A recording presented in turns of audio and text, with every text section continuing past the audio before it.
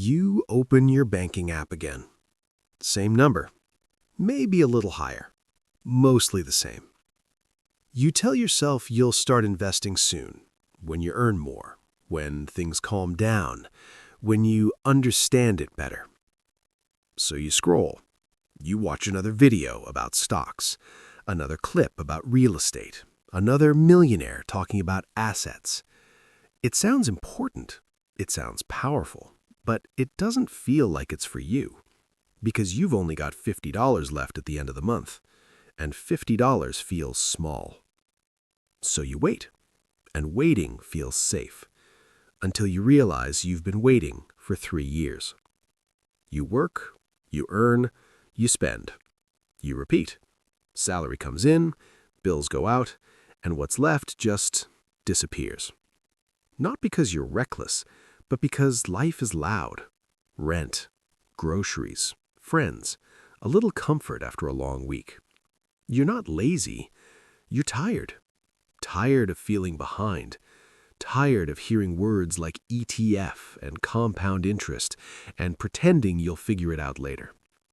There's always a later. Tomorrow, next month, next year.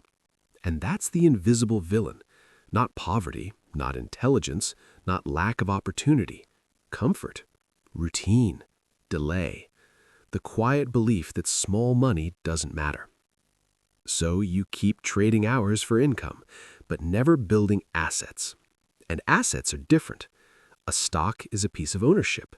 A real estate unit is ownership. A business is ownership.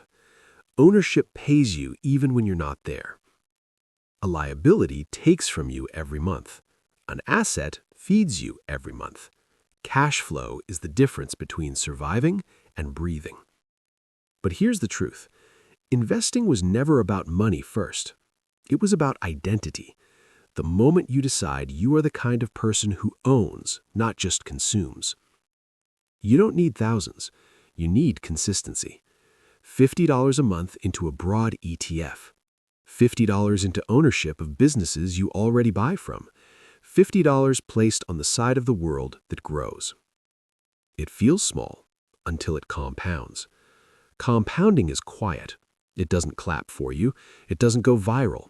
It just stacks, month after month, year after year, like interest growing on interest, like discipline growing into freedom. A SIP, a systematic investment.